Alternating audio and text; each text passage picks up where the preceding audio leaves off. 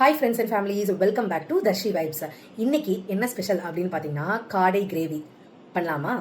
காடை கிரேவிக்கு தேவையான பொருட்கள்: 1 டீஸ்பூன் மிளகு, 1 டீஸ்பூன் சோம்பு, 2 வரமிளகா, அரை டீஸ்பூன் சீரகம், அப்புறம் நம்ம இந்த கரம் மசாலாலாம் எடுத்து வச்சிருக்கோம். ஒரு பட்டை, ஒரு பிரியாணி இலை, அரை பிரியாணி இலை, 3 கிராம்பு, ஒரு ஏலக்காய், ஒரு கல்பாசி எடுத்து வச்சிருக்கோம்.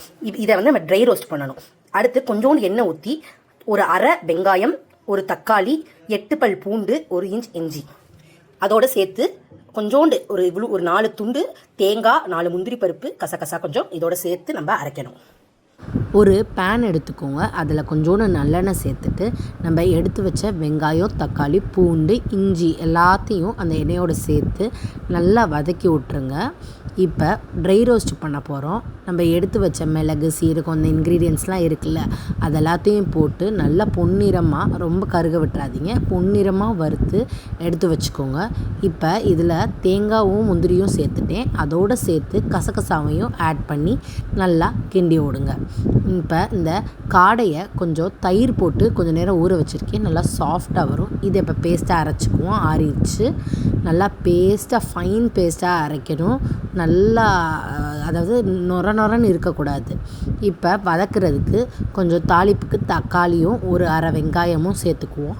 ஒரு குக்கரில் தான் நம்ம செய்ய போகிறோம். ஒரு எண்ணெய் ஊற்றிக்கோங்க. சோம்பு கொஞ்சம், பட்டை, கிராம்பு, 2 பச்சை மிளகா, கருவேப்பிலை சேர்த்துட்டு அதோட நம்ம நறுக்கி வச்ச வெங்காயமையும் சேர்த்துக்கோங்க.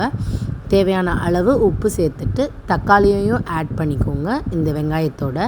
இப்போ நம்ம காடையையும் அந்த வெங்காய தக்காளியோடு சேர்த்து நல்லா கிண்டி விடணும்.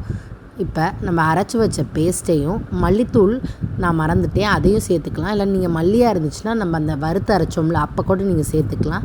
இப்போ குக்கரில் 3 விசில் நல்லா வேகணும். இல்லை 2 விசில் கூட போதும். சிம்மில் வச்சிங்கன்னா கொஞ்சம் நேரம் கழித்து, தண்ணியாக இருக்குது எனக்கு கொஞ்சம் கிரேவி, அதனால் கொஞ்சம் அடுப்பை ஆன் பண்ணி வற்ற விடுறேன். இந்த அளவுக்கு எனக்கு கிரேவியாக வந்துருச்சு.